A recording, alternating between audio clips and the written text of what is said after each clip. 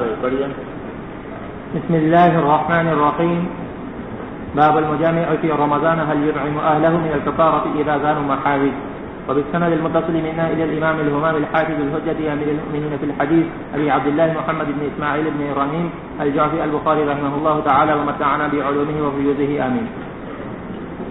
قال حدثني عثمان بن أبي شيبة قال حدثنا جرير عن منصور عن الزهري عن حميد بن عبد الرحمن عن أبي هريرة رضي الله تعالى عنه قال جاء رجل إلى النبي صلى الله عليه وسلم قال إن الآخر وقع على امرأته على امرأته في رمضان فقال أتجد ما تحرر رقبة قال لا قال أفتستطيع أن تصوم شهرين متتابعين قال لا قال أفتجد ما تطعم 60 مسكينا قال لا قال فأتي النبي صلى الله عليه وسلم بعرق فيه تمر وهو الزبيب قال أطعم هذا عنك قال على أهود منا وما بين لابتيها أهل بيت أهود منا قال فأطعمه أهلك.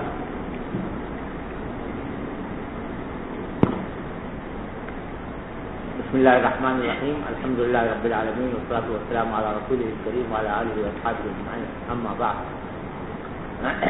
یہ وہی واقعہ ہے جو کل بھی گزرا تھا. حضرت ابو ہریرہ رضی اللہ عنہ روایت فرماتے ہیں کہ جاء رجل الى النبي صلی اللہ علیہ وسلم. اس کا آیا اور اس نے کہا کہ ان الاخر وقع على امرأته في رمضان. یہ آخر ہے، حمزے کے اوپر مد نہیں ہے اور خا کے نیچے زیر ہے. الاخر کہا جاتا ہے اصل میں اس شخص کو جو کسی قافلے میں پیچھے رہ جائے، اور اس کے معنی ذلیل کے بھی ہوتے ہیں، سمجھے نا. تو جیسے اردو میں ناچیز کہتے ہیں نا، اس جگہ پر استعمال ہوتا ہے. ان الاخرہ، اس ناچیز، یہ ناچیز جو ہے یہ اپنی بیوی کے ساتھ مبتلا ہو گیا رمضان میں، اپنے بارے میں اس نے کہا. فقال أتجد ما تحرر رقبة قال لا قال تستطيع أن تصوم شهرين متتابعين قال لا قال أفتجد ما تطعم 60 مسكينا قال لا قال فأتي النبي صلى الله عليه وسلم بعرق فيه تمر. آپ کے پاس ایک ٹوکرا لایا گیا جس میں کھجوریں تھیں. وہ زبیل، عرق کی تفسیر کر دی کہ زبیل کو کہتے ہیں یعنی ٹوکرے کو. تو آپ نے فرمایا کہ یہ اپنے گھر والوں کو کھلا دے. اقیم هذا عنك، یہ کسی فقیروں کو کھلا دو، محتاج لوگوں کو. قال على احوج منا، اس نے کہا کسی ایسے کو کھلاؤں جو مجھ سے زیادہ حاجت مند ہو.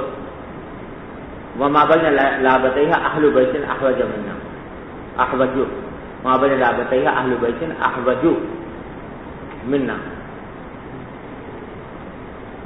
ہم میں سے سارے لابتین میں ہم میں سے کوئی ہم سے زیادہ کوئی حاجت مند نہیں ہے. تو آپ نے فرمایا کہ آپ کی اہلک. اس پر امام بخاری نے ترجمہ جو قائم کیا ہے وہ یہ کہ مجامع جو رمضان میں جمع کر لے تو کیا اپنے کفارے سے اپنے گھر والوں کو بھی کھلا سکتا ہے جبکہ وہ خود محتاج ہوں. تو اس سے اشارہ غالباً یہ کرنا چاہتے ہیں کہ اس حدیث سے وہ استدلال یہ کرنا چاہتے ہیں کہ اگر کوئی شخص بالکل ہی محتاج ہے اور اس کے گھر والے حاجت مند ہیں تو کفارے میں خود اپنے گھر والوں کو کھلا دے تو بھی کفارہ ادا ہو جاتا ہے. اور یہ بعض فقہا کا مسلک ہے جس میں بظاہر امام بخاری بھی شامل ہے. لیکن جمہور کا اور حنفیہ کا کہنا یہ ہے کہ ایسا نہیں ہے. گھر والوں کو کھلانے سے کفارہ ادا نہیں ہوتا، کیونکہ جیسے زکوٰۃ جو ہے وہ اپنی بیوی کو، اپنے بچوں کو، اپنی اولاد کو دے کوئی شخص تو زکوٰۃ ادا نہیں ہوتی. اسی طرح کفارے میں اگر اپنے بیوی بچوں کو کھلا دے تو اس سے کفارہ ادا نہیں ہوتا. اس واسطے یہاں حدیث کا مقصد حقیقت یہ تھا کہ جاؤ بھائی ابھی تو اپنے، کیونکہ فوری طور سے تمہاری حاجت ہے تمہارے گھر والوں کی، تو یہ ہم تمہیں ہبہ کرتے ہیں یا کھجوریں، اور تم جا کر اپنے گھر والوں کو کھلاؤ. پھر جب استطاعت ہو تو اس وقت کفارہ ادا کر دینا. تو یہ مقصد نہیں تھا کہ گھر والوں کو کھلانے سے کفارہ ادا ہو جائے گا، بلکہ فوری وقتی ضرورت اپنے گھر والوں کی پوری کر دی اور اس کے بعد کفارہ بعد میں جب موقع ہو اور استطاعت ہو اس کو ادا کریں. جی. باب الحجامة والقيء للصائم. وقال لي يحيى بن صالح قال حدثنا معاوية بن سلام قال حدثنا يحيى بن أبي كثير عن عمر بن الحكم بن ثوبان سمع أبا هريرة رضي الله تعالى عنه إذا قال فلا يفطر إنما يخرج ولا يولد. ويذكر عن أبي هريرة رضي الله تعالى عنه أنه قال يفطر والأول أصاب. وقال ابن عباس رضي الله تعالى عنهما وعكرمة الصوم مما دخل وليس مما خرج. وكان ابن عمر رضي الله تعالى عنه يحتجم وهو صائم ثم تركه فكان يحتجم بالليل واحتجم أبو موسى ليلا. ويذكر عن سعد وزيد بن أرقم وأم سلمة رضي الله تعالى عنهم احتجموا صياما. وقال بكير عن أم علقمة كنا نحتجم عند عائشة رضي الله تعالى عنها فلا ننهى. ويروى عن الحسن عن غير واحد مرفوعا أفطر الحاجم والمحجوم. وقال لعياش قال حدثنا عبد الأعلى قال حدثنا يونس عن الحسن مثله. قيل له عن النبي صلى الله عليه وسلم قال نعم ثم قال الله أعلم. وبه قال حدثنا معل بن أسد قال حدثنا وهيب عن أيوب عن عكرمة عن ابن عباس رضي الله تعالى عنهما وعنهم أن النبي صلى الله عليه وسلم احتجم وهو محرم واحتجم وهو صائم. وبه قال حدثنا آدم بن أبي إياس قال حدثنا شعبة قال سمعت ثابت البناني قال سئل أنس بن مالك رضي الله تعالى عنه كنتم تكرهون الحجامة في الصائم قال لا إلا من أجل الصوف وزاد بالشبابة. قال حدثنا شعبة على عهد النبي صلى الله عليه وسلم. یہ باب ہے حجامت اور قید کے بارے میں کہ حجامت روزے کی حالت میں اگر کرائی جائے تو آیا اس سے روزہ ٹوٹے گا یا نہیں. اس مسئلے میں فقہا کا اختلاف ہے. ائمہ ثلاثہ امام ابو حنیفہ امام مالک امام شافعی رحمہم اللہ تینوں کا مسلک یہ ہے کہ حجامت سے روزہ نہیں ٹوٹتا. اور اس کی دلیل امام بخاری نے آگے جو روایت کی ہے حضرت عبداللہ بن عباس کی ان النبی صلی اللہ علیہ وسلم احتجم وهو محرم واحتجم وهو صائم کہ آپ نے حالت احرام میں بھی حجامت کی اور حالت صوم میں بھی حجامت کروائی. تو اس سے معلوم ہوا کہ حالت صوم میں حجامت کرانے سے کوئی حرج نہیں ہے اور اس سے روزہ نہیں ٹوٹتا. اور اگلی روایت نقل کی ہے حضرت انس بن ثابت بنانی کی کہ حضرت انس بن مالک سے پوچھا گیا اکنتم تکرہون الحجامۃ للصائم کہ کیا آپ لوگ روزہ دار کے لیے حجامت کو ناپسند کرتے تھے؟ تو آپ نے فرمایا تو حضرت انس نے فرمایا کہ لا ہم اس میں کوئی حرج نہیں سمجھتے تھے الا من اجل الضعف. البتہ یہ خیال ہوتا کہ بھئی حجامت کرنے میں ضعف ہونے کا اندیشہ ہے اس واسطے ذرا ناپسند کرتے تھے کہ کہیں ایسا نہ ہو کہ بہت ذوق ہو جائے کمزوری ہو جائے لیکن روزے کے اوپر اس کا کوئی اثر نہیں پڑتا. یہ دونوں روایتیں جمہور کی دلیل ہیں. اور ترمذی میں آپ حدیث پڑھیں گے کہ فرمایا گیا کہ ثلاث لا یفطرن الصائم تین چیزیں ایسی ہیں جو روزدار کا روزہ جس سے افطار نہیں ہوتا. الحجامت والقیر والاحتلام حجامت اور قیر اور احتلام ان تینوں سے روزہ نہیں ٹوٹتا. یہ حدیث آپ ترمذی میں پڑھیں گے تو وہ بھی جمہور کی دلیل ہے. البتہ امام احمد بن حنبل رحمۃ اللہ علیہ فرماتے ہیں کہ حجامت سے روزہ ٹوٹ جاتا ہے اور اس میں وہ دلیل میں یہ بات پیش کرتے ہیں کہ ایک روایت آتی ہے جو اصحاب سنن نے روایت کی ہے اور امام بخاری نے تعلیقاً اس کو ذکر کیا ہے کہ ایک مرتبہ نبی کریم صلی اللہ علیہ وسلم ایک جگہ سے گزرے تو وہاں کوئی شخص دوسرے کی حجامت کر رہا تھا. تو آپ نے ان کو دیکھ کر فرمایا کہ افطر الحاجم والمحجوم کہ حاجم کا بھی روزہ ٹوٹ گیا اور محجوم جس کی حجامت کی جا رہی ہے اس کا بھی روزہ ٹوٹ گیا. یہ جملہ ارشاد فرمایا. اس سے استدلال کرتے امام احمد بن حنبل فرماتے ہیں کہ روزہ جو ہے وہ ٹوٹ جاتا ہے حجامت سے. جمہور کی طرف سے اس روایت کے مختلف جوابات دیے گئے ہیں. ان میں سے بعض حضرات نے یہ فرمایا کہ افطر الحاجم والمحجوم کے معنی یہ ہیں کہ قاعدہ ان یفطر یعنی یہ لوگ روزہ افطار کرنے کے قریب ہو گئے ہیں یعنی یہ ایک ایسا عمل کر رہے ہیں جس میں روزہ ٹوٹ جانے کا بڑا اندیشہ ہے.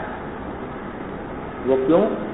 اس لیے کہ جو حاجم ہے جو حجامت کر رہا ہے اس کے روزہ ٹوٹنے کا اندیشہ تو یہ ہے کہ اکثر و بیشتر ایسا کرتے تھے کہ وہ جو سینگ اس جگہ پر لگا کر خون چوستے تھے.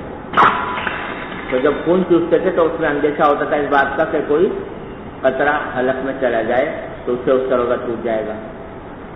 یہ تو حاجم کے لیے اندیشہ تھا، اور محجوم کے لیے اندیشہ یہ تھا کہ جب اس کے خون زیادہ نکل جائے گا جسم سے تو اس سے کمزوری لاحق ہو جائے گی، اور کمزوری لاحق ہونے کی بنا پر اندیشہ ہے کہ کہیں اس کو روزہ افطار کرنا نہ پڑے کمزوری کی شدت کی وجہ سے۔ تو اکثر حاجم والمحجوم کے معنی ہوئے قابل حاجم والمحجوم ان یفطر، قریب ہے کہ یہ ان کا روزہ ٹوٹ جائے۔ یہ ایک توجیہ تو اس حدیث کی یہ کی گئی ہے، اور دوسری توجیہ امام طحاوی رحمۃ اللہ علیہ نے فرمائی ہے، اور وہ زیادہ قرین قیاس معلوم ہوتی ہے، وہ یہ کہ اصل میں ہوا یہ تھا کہ جب آپ ان صحابان کے پاس سے گزرے جو حجامت کر رہے تھے تو آپ نے دیکھا کہ یہ دونوں حجامت کے دوران کسی کی غیبت کر رہے تھے۔ یہاں سے امام طحاوی نے شرحمان الاثار میں ایک روایت نقل کی ہے جس میں یہ بات موجود ہے کہ وہ لوگ دونوں کیا کر رہے تھے، کسی کی غیبت کر رہے تھے۔ تو اس موقع پر آپ نے فرمایا کہ ان کا روزہ ٹوٹ گیا۔ روزہ ٹوٹنے سے مراد کیا ہے کہ روزے کا ثواب جاتا رہا، اس واسطے کہ یہ غیبت کر رہے ہیں۔ تو افطار کی وجہ حجامت نہیں تھی بلکہ افطار کی وجہ غیبت تھی، اور افطار سے مراد روزے کا ٹوٹ جانا نہیں ہے بلکہ روزے کے ثواب کا زائل ہو جانا، ختم ہو جانا۔ سمجھ گیا بھائی؟ اب فرماتے ہیں کہ حجامت اور قے قائم کے لیے، قے کے بارے میں تقریباً سب کا اتفاق ہے کہ قے اگر خود سے آئے بلا اختیار تو اس سے روزہ نہیں ٹوٹتا۔ بعض فقہا کا شروع میں تابعین کا، صحابہ تابعین کا اختلاف تھا اس میں، لیکن اب اس میں کوئی اختلاف نہیں ہے کہ قے کی وجہ سے روزہ نہیں ٹوٹتا۔ وقال لي يحيى بن صالح حدثنا معاوية بن سلام قال حدثنا يحيى بن ابي كثير عن عمر بن الحكم بن ثوبان انه سمع ابا هريره رضي الله تعالى عنه اذا قاء فلا يفطر۔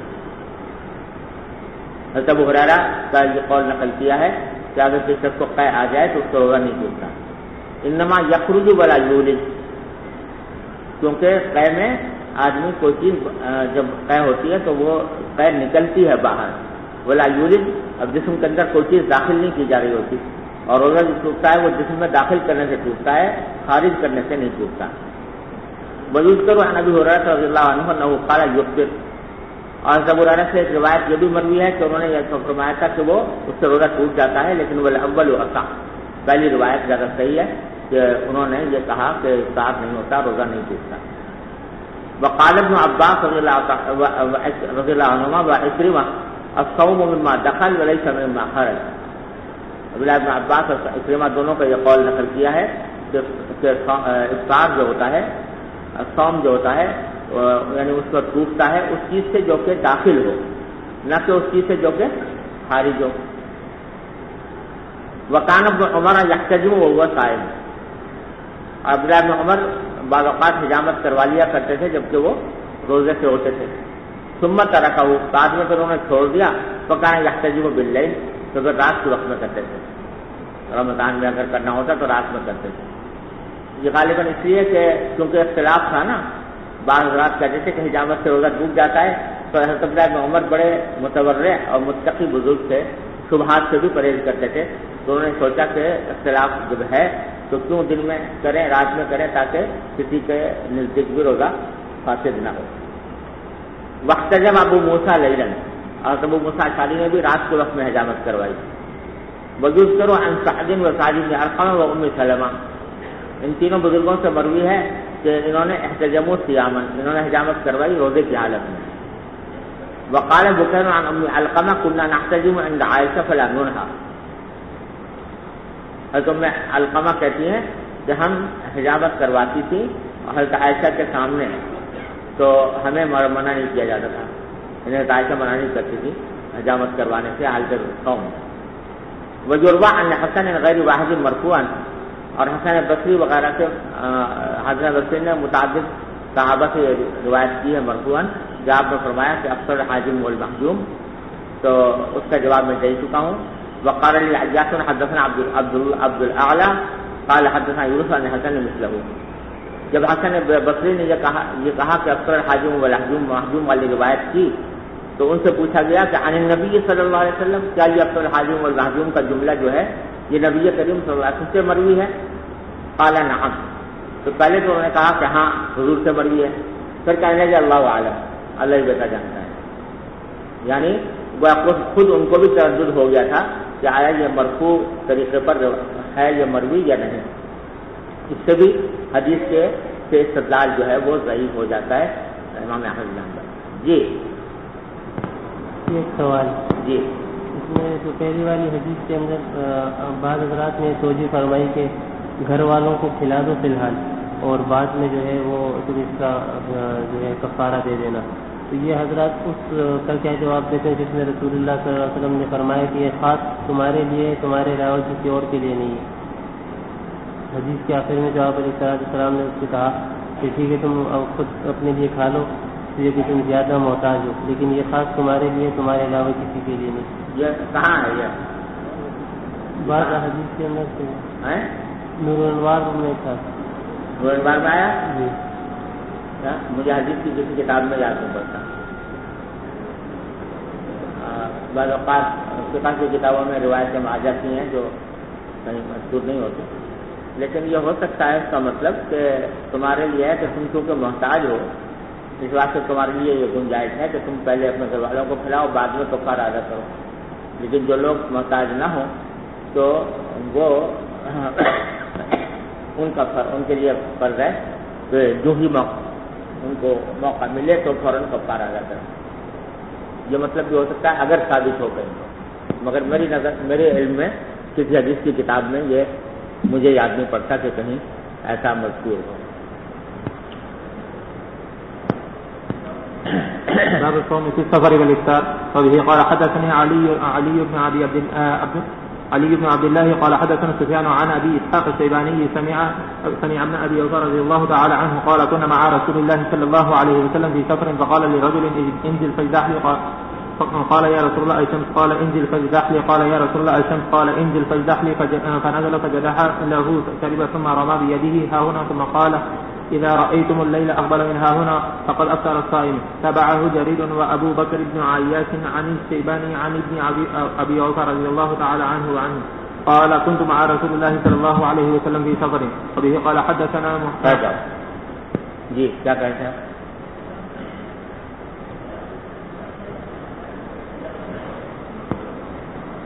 یہ احتجام سنت ہے یا نہیں اس کی کیا حیثیت ہے؟ سنت عادیہ ہے سنت تشریعیہ نہیں. حضور اقدس صلی اللہ علیہ وسلم نے حجامت کروائی ہے لہذا وہ اس لحاظ سے سنت عادیہ اس کو کہا جائے گا لیکن سنت تشریعیہ نہیں. باب الصوم فی السفر والافطار. اس باب میں یہ بتانا چاہتے ہیں کہ سفر کی حالت میں انسان کے لیے دونوں باتیں جائز ہیں چاہے تو روزہ رکھ لے اور چاہے تو افطار کر لے. اور یہی جمہور کا مسلک ہے کہ سفر میں اللہ تعالیٰ نے رخصت دی ہے تو ان کنتم علی سفر فعدۃ من ایام اخر تو اس کی وجہ سے سفر کی حالت میں افطار کرنا جائز ہے. لیکن اگر روزہ رکھ لے تو روزہ رکھنا بھی جائز ہے. پھر اس میں کلام ہے کہ آیا مسافر کے لیے روزہ رکھنا افضل ہے یا افطار کرنا افضل ہے. حنفیہ کا مسلک یہ ہے کہ روزہ رکھنا افضل ہے الا یہ کہ بہت شدید مشقت کا اندیشہ ہو جس میں آدمی کی طاقت سے باہر ہو اس صورت میں پھر اس کے لیے جائز نہیں ہے کہ وہ روزہ رکھ کے افطار کرنا ضروری ہوگا. سمجھے نا. لیکن عام حالات میں روزہ رکھنا افضل ہے اور دلیل ہے قرآن کریم کی آیت جہاں پر یہ فرمایا گیا کہ ان کنتم علی سفر فعدۃ من ایام اخر ومن کان منکم مریضا او علی سفر فعدۃ من ایام اخر. پھر آگے فرمایا وان تصوموا خیر لکم تو اس میں روزہ رکھنے کو بہتر قرار دیا گیا ہے لہذا رکھنا بہتر ہے. امام احمد بن حنبل رحمۃ اللہ علیہ فرماتے ہیں کہ سفر کی حالت میں افطار کرنا اگرچہ جائز ہے لیکن افضل یہ ہے اگر روزہ رکھنا اگرچہ جائز ہے مگر افضل یہ ہے کہ افطار کرنا. سمجھے نا. بلکہ ابن حزم تو یہ کہتے ہیں کہ افطار کرنا واجب ہے اور روزہ رکھنا جائز ہی نہیں. اور ان کا استدلال ہے نبی کریم صلی اللہ علیہ وسلم کے اس ارشاد سے جو آگے آنے والا ہے کہ لیس من البر الصیام فی السفر. اچھا جامع میں بھی پڑھا ہوگا آپ نے یہ لیس من البر الصیام فی السفر کہ یہ کوئی نیکی نہیں ہے کہ آدمی سفر میں روزہ رکھے. سمجھے نا؟ تو اس سے استدلال کرتے ہیں کہ یہ ان کا افضل یہ ہے کہ آدمی افطار کرے. اور جمہور کی طرف سے جواب یہ ہے اس حدیث کا لیس من البر الصیام فی السفر کا کہ آپ نے یہ بات ایک ایسے شخص کے بارے میں فرمائی تھی کہ جو سفر کی حالت میں روزہ رکھ کر بہت ہی بدحال ہو گیا تھا. آگے حدیث آنے والی ہے کہ اتنا غشی جیسی طاری ہو گئی تھی ان کے اوپر اور لوگ جو ہیں ان کے گرد جمع ہو رہے تھے, کوئی پانی ڈال رہا تھا ان کے اوپر, کوئی کچھ کر رہا تھا. تو اس وقت آپ نے دیکھ کر یہ فرمایا تھا کہ لیس من البر الصیام فی السفر کہ یہ سفر کی حالت میں روزہ رکھنا کوئی نیکی کی بات نہیں ہے. تو معلوم ہوا کہ یہ اس شخص کے بارے میں ہے کہ جس کو سفر میں بہت شدید مشقت پیش آ رہی ہے, لیکن جہاں زیادہ شدید مشقت نہ ہو تو وہاں یہ حکم لاگو نہیں ہوتا. وہاں پر حکم وہ ہے جو قرآن کریم میں فرمایا وَأَن تَصُومُوا خَيْرٌ لَكُمْ. اب یہاں امام بخاری رحمۃ اللہ علیہ یہ متعدد حدیثیں لائے ہیں جن میں نبی کریم صلی اللہ علیہ وسلم سے سفر کی حالت میں روزہ رکھنا بھی ثابت اور افطار کرنا بھی ثابت. چنانچہ پہلی حدیث ہے عبداللہ بن ابی اوفا رضی اللہ تعالیٰ عنہ کی, اور یہ حدیث پہلی بار آ رہی ہے. آگے امام بخاری نے کئی جگہ اس کو روایت کیا ہے. وہ فرماتے ہیں کہ کننا مع رسول اللہ صلی اللہ علیہ وسلم فی سفر, ہم حضور کے ساتھ ایک سفر میں تھے. فقال لرجل, تو آپ نے شام کے وقت میں کسی شخص سے کہا کہ انزل فاجدح لی, کہ ذرا اتر جاؤ اب زمین پر, سفر کرے تھے نا اونٹ پر یا گھوڑے پر, تو وہاں سے اترو اور اتر کر فاجدح لی میرے لیے ستو تیار کرو. جدح یجدح جدحن, اس کے معنی ہوتے ہیں ستو کا شربت بنانا. سمجھے؟ تو تم اترو تاکہ میرے لیے شربت بناؤ ستو کا, یعنی افطار کا وقت آ رہا تھا تو آپ چاہتے تھے کہ ستو سے افطار فرمائیں, اس لیے ان سے کہا کہ تم اتر کر میرے لیے ستو تیار کرو. قال یا رسول اللہ الشمس,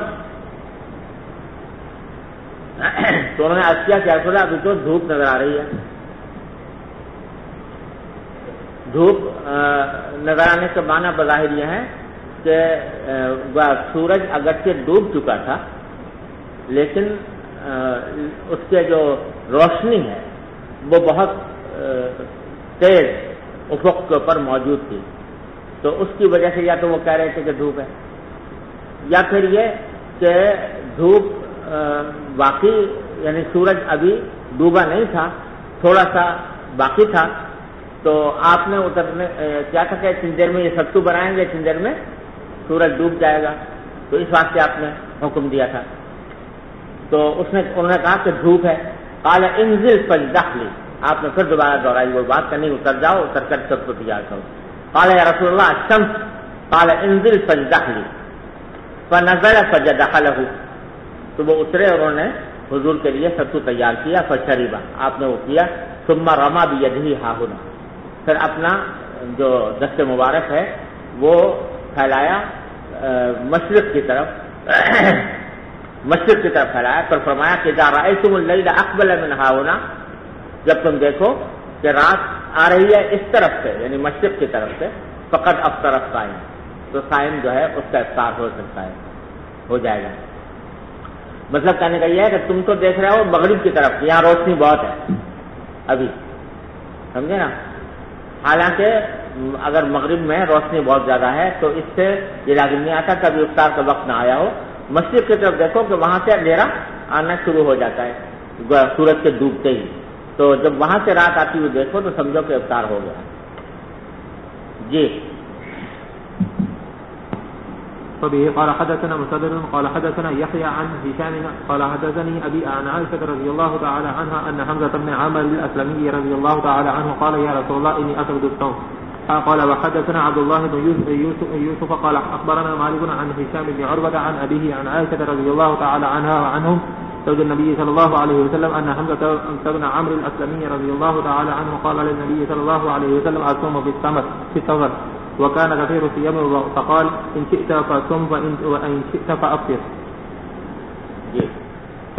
باب إذا صام أياما من رمضان ثم سافر. وبه قال حدثنا عبد الله بن يوسف قال أخبرنا مالك عن ابن شهاب عن عبيد الله بن عبد الله بن عتبة عن ابن عباس رضي الله تعالى عنهما وعنه أن رسول الله صلى الله عليه وسلم خرج إلى مكة في رمضان فصام حتى بلغ الكبير فأفطر الناس. قال أبو عبد الله والكبير ماء بين عصفان وقديد. یہ فرماتے ہیں کہ اذا صام ایام من رمضان ثم سافر، رمضان کے کچھ دن اگر روزے رکھ لیے ہیں گھر میں، پھر سفر پیش آ گیا رمضان کے درمیان، تو اس وقت بھی جائز ہے کہ وہ آدمی افطار کر لے. یہ دراصل تجدید کر رہے ہیں بعض صحابہ کرام اور تابعین سے ایک قول مروی ہے کہ وہ یہ فرماتے تھے کہ جب اگر کسی شخص کا رمضان گھر میں شروع ہو گیا اور اس نے روزے رکھنے شروع کر دیے، بعد میں سفر کیا، تو اب اس کو رخصت نہیں ہے افطار کرنے. ان کے نزدیک رخصت صرف اس وقت ہے جبکہ آدمی سفر ہی میں رمضان شروع کرے. تو اس کی تردید کر رہے ہیں کہ نہیں، ایسا نہیں ہے، بلکہ جبکہ آدمی گھر میں کچھ روزے رکھ چکا ہو رمضان کے، پھر سفر پیش آ جائے تو اس وقت بھی اس کے لیے افطار کرنا جائز ہے. اور اس کے لیے حدیث روایت کی ہے عبداللہ بن عباس رضی اللہ عنہما کی ان رسول اللہ صلی اللہ علیہ وسلم خرج الى مکہ فی رمضان، آپ رمضان کے مہینے میں مکہ مکرمہ کے لیے نکلے، اور یہ واقعہ فتح مکہ کا ہے، تو فتح مکہ کا سفر رمضان میں ہوا تھا. فصام حتی بلغ القدیر، آپ روزے رکھتے رہے یہاں تک کہ قدیر کے مقام پر پہنچے تو افطر، وہاں جا کر آپ نے افطار کیا. فافطر الناس، تو اس کے بعد لوگوں نے بھی افطار کیا. اور امام بخاری فرماتے ہیں والقدیر ماء بین عصفان وقدید، کہ یہ قدیر جو ہے یہ کنواں ہے جو عصفان اور قدید کے درمیان واقع ہے. جب آپ وہاں پہنچے تھے تو وہاں سے پھر آپ نے افطار کرنا شروع کر دیا. یہ بسم الله الرحمن الرحيم. باب بالسند المتصل منا إلى الإمام الهمام الحافظ الحجة أمير المؤمنين في الحديث أبي عبد الله محمد بن إسماعيل البخاري رحمه الله تعالى متعنا الله بعلومه وقيوده آمين. قال حدثنا عبد الله بن يوسف قال حدثنا يحيى بن حمزة عن عبد الرحمن بن يزيد بن جابر أن إسماعيل بن عبيد الله حدثه عن أم الدرداء عن أبي الدرداء رضي الله تعالى عنه وعنهم قال خرجنا مع النبي صلى الله عليه وسلم في بعض أسفاره في يوم حار حتى يضع الرجل يده على رأسه من شدة الحر وما فينا صائم إلا ما كان من النبي صلى الله عليه وسلم وابن رواحة.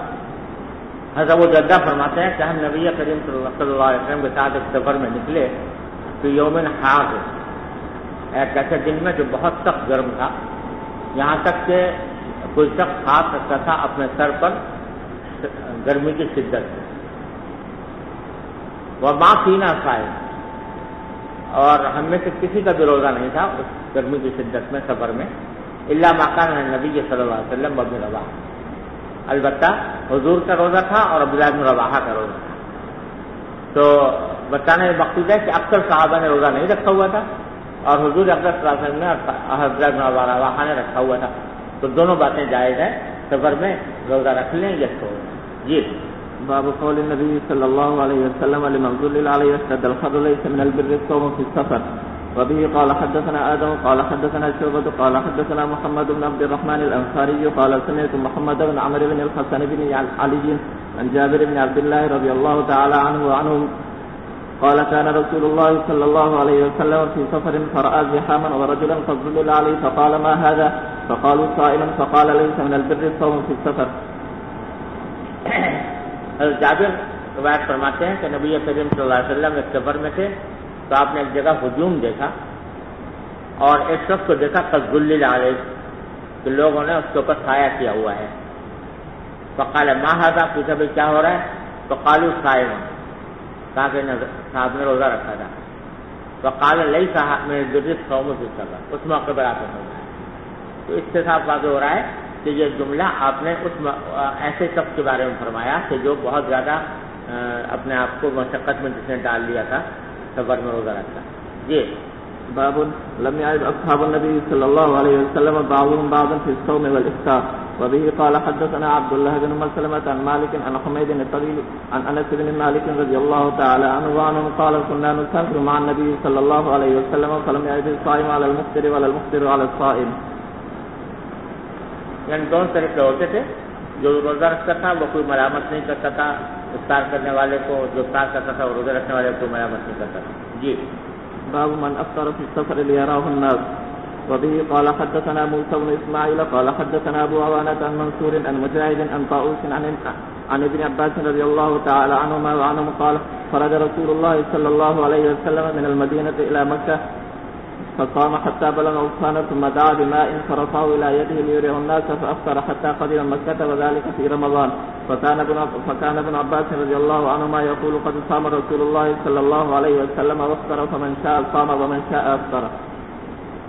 حضرت عبداللہ بن عباس رضی اللہ تعالیٰ عنہ فرماتے ہیں کہ رسول کریم صلی اللہ علیہ وسلم مدینہ منورہ سے مکہ مکرمہ کی طرف نکلے تو آپ نے روزے رکھے یہاں تک کہ آپ عثمان کے مقام پر پہنچے تو آپ نے پانی منگوایا، فرفعہ الی یدہ، پانی اپنے ہاتھوں میں اٹھایا، لیریہ الناس، تاکہ لوگوں کو دکھائیں کہ آپ پانی پی رہے ہیں. فافطر، پھر آپ نے افطار کیا. حتیٰ قدم مکہ، جب تک مکہ مکرمہ پہنچے تب تک روزے نہیں رکھے، افطار ہی کیا رکھا. اور یہ رمضان کا واقعہ ہے. اس حدیث سے استدلال کرتے امام شافعی رحمۃ اللہ علیہ جو فرماتے ہیں کہ اگر کسی شخص نے سفر کی حالت میں روزہ شروع کر دیا تو شروع کرنے کے بعد اس کو اختیار ہے کہ جب چاہے توڑ دے.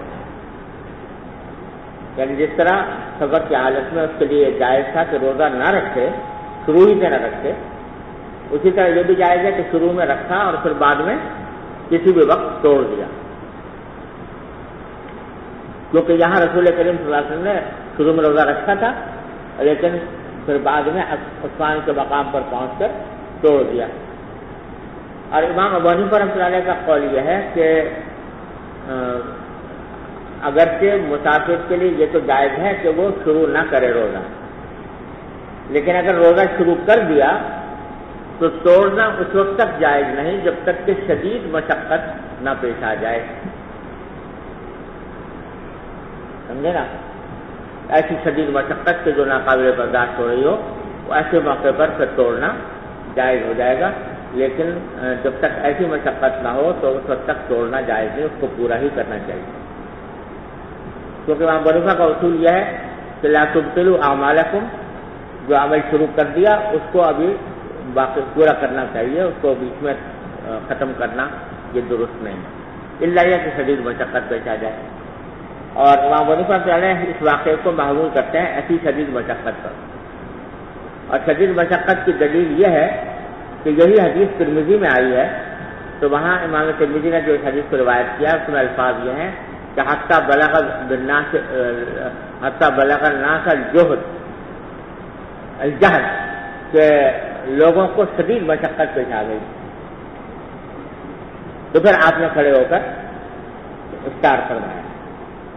اور اسی حدیث میں ترمذی میں یہ بھی ہے کہ یہ آپ نے جو افطار فرمایا عصر کے وقت افطار کیا. یہ خود اس بات کی دلیل ہے کہ بہت ہی شدید ناقابل برداشت مشقت پیش آ گئی تھی، کیونکہ جس آدمی نے صبح سے لے کر عصر تک روزہ رکھ لیا ہو تو اب تو پھر تھوڑا سا وقت رہ گیا 2-2.5 گھنٹے کا. اب اس میں روزہ توڑنا یہ کوئی بھی گوارا نہیں کرے گا جب تک کہ شدید مشقت نہ پیش آ گئی ہو. تو اس واسطے یہ واقعہ جو ہے شدید مشقت کا ہے، اس لیے اس پر عام حالات کو قیاس نہیں کیا جاتا. چلیے باب وعلى الذين يطيقونه فدية طعام مسكين. قال ابن عمر وسلمة بن أكوع نسختها شهر رمضان الذي أنزل فيه القرآن هدى للناس وبينات من الهدى والفرقان فمن شهد منكم الشهر فليصمه ومن كان مريضا أو على سفر فعدة من أيام أخرى إلى قوله تشكرون. قال ابن نمير حدثنا الأعمش قال حدثنا عمرو بن مرة قال حدثنا ابن أبي ليلى قال حدثنا أصحاب محمد صلى الله عليه وسلم أن نزل رمضان فشق عليهم فكان من أطعم كل يوم مسكينا ترك الصوم ممن يطيقه ورخص لهم في ذلك فنسختها وأن تصوموا خير لكم فأمروا بالصوم. یہ وہ بات ہے والذین یطیقون فدیۃ طعام مسکین جو آپ شروع سے پڑھتے چلے آ رہے ہو اس کے بارے میں اس کی مختلف تفسیریں اصول فقہ کی کتابوں میں ہے نا. تو ایک تفسیر جو امام بخاری نے یہاں پر اختیار کی ہے وہ یہ ہے کہ شروع میں الذین یطیقونہ کے معنی یہ ہے کہ جو لوگ طاقت رکھتے ہوں روزہ رکھنے کی پھر بھی وہ روزہ نہ رکھنا چاہیں تو ان کے ذمہ واجب ہے کہ وہ مساکین ایک مسکین کے کھانے کا فدیہ دیں. گویا اختیار تھا کہ اگر چاہے تو آدمی روزہ رکھے رمضان میں اور چاہے تو فدیہ ادا کر دے. لیکن بعد میں یہ آیت منسوخ ہو گئی. ناسخ جو ہے بعض لوگوں نے بیان کیا کہ یہ ہے شہر رمضان الذی انزل فیہ القرآن افمن شہد منکم الشہر فلیصم، اور بعض نے کہا وان تصوموا خیر لکم جو آگے آ رہا ہے وہ ہے. بہرحال ناسخ کوئی بھی ہو یہ اس قول کے مطابق یہ آیت جو ہے اس کا حکم منسوخ ہے اور طاقت رکھنے والوں کے لیے اب فدیہ جائز نہیں. ارے سمجھے نا. اور دوسری تفسیر اس کی یہ ہے کہ یطیقونہ معنی میں ہے لا یطیقونہ، اور اس میں باب افعال میں حمزہ سلب ماخذ کا ہے کہ جن کے اندر طاقت نہیں ہے روزہ رکھنے کی جیسے شیخ فانی تو ان کے لیے یہ ہے کہ وہ روزے کے بجائے فدیہ ادا کر دیں. دونوں قول ہیں. تو قال ابن عمر و سلمہ بن الاکوع رضی اللہ تعالیٰ عنہم ان بزرگوں کا کہنا ہے کہ نسختھا شهر رمضان الذي انزل فيه القرآن الى آخر الآية. وقال ابن نمير حدثنا الأعمش قال حدثنا عمرو بن مرة قال حدثنا ابن أبي ليلى قال حدثنا أصحاب محمد صلی اللہ علیہ وسلم نزل رمضان فشق عليهم. رمضان کا جب احکام نازل ہوئے تو صحابہ پر کچھ شاق گزرے پورے مہینے روزہ رکھنا. فكان من أقام كل يوم مسكينا، تو جو ہر روز ایک مسکین کو کھانا کھلا دیتا تو ترک الصوم، تو وہ روزہ چھوڑ دیتا. ممن یطیقو ان لوگوں میں سے جو طاقت رکھتے تھے روزے. ورخص لهم في ذلك، اور اس کی ان کو رخصت بھی دی گئی تھی. لیکن فنسخ تھا بعد میں پھر اس کو منسوخ کر دیا اور اگلی آیت میں وان تصوموا خیر لکم وامروا بالصوم. جی. وفيه قال حدثنا عياش قال حدثنا عبد الاعلى قال حدثنا عبيد الله النافع عن ابن عمر رضي الله تعالى عنهما وعنهم قرأ فدية طعام مساكين قال هي منسوخة. جی. باب متى يقضى قضاء رمضان. وقال ابن عباس رضي الله عنهما لا بأس أن يفرق لقول الله تعالى فعدة من أيام أخرى. وقال سعيد بن المسيب في صوم العشر لا يصلح حتى يبدأ برمضان لا يصلح حتى يبدأ برمضان. وقال إبراهيم النخعي إذا فرط حتى جاء رمضان آخر يصومهما ولم ير عليه طعاما. ويذكر عن أبي هريرة رضي الله تعالى عنه مرسلا وابن عباس رضي الله عنهما أنه يطعم ولم يذكر الله الإقامة إنما قال عدة من أيام أخر.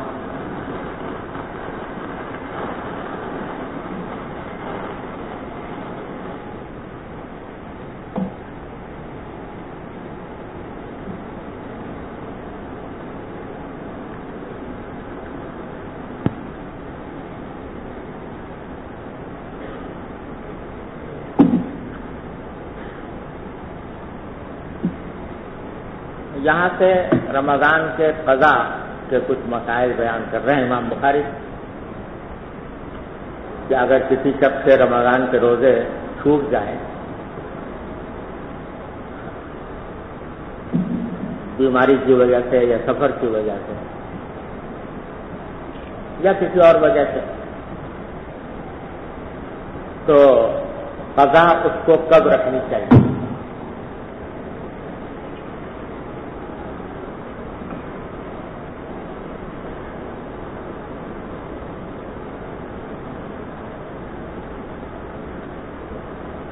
تو اس بارے میں حضرت علی رضی اللہ تعالیٰ عنہ سے ایک قول مروی ہے